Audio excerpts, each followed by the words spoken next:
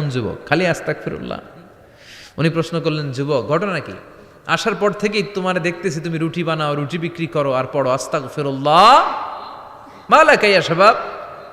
যুবক বলে, আস্তাগফিরুল্লাহ আমার সবচেয়ে বেশি পছন্দের আমল, আমি সব সময় আঠার মতো ইস্তেগফারের সাথে লেগে থাকি আর সব সময় পড়তে থাকি আস্তাগফিরুল্লাহ, আর এর বদৌলতে আল্লাহ আমারে মুস্তাজাবুদ দাওয়া বানিয়ে দিয়েছে। আহমদ ইবনে হাম্বল তো অবাক, আনতা মুস্তাজাবুদ দাওয়া, তুমি মুস্তাজাবুদ দাওয়া রুটিওয়ালা? আমি এত বছর হাদিস পড়াই, আমিও তো মুস্তাজাবুদ দাওয়া না, আর তুমি রুটি বেচো বাজারে, তুমি মুস্তাজাবুদ দাওয়া, তুমি দোয়া করলেই সব কবুল হয়ে যায়। যুবক বলে, না আনা মুস্তাজাবুদ দাওয়া, আমি আমার জীবনে যত দোয়া করেছি কবুল করে নিয়েছে কে?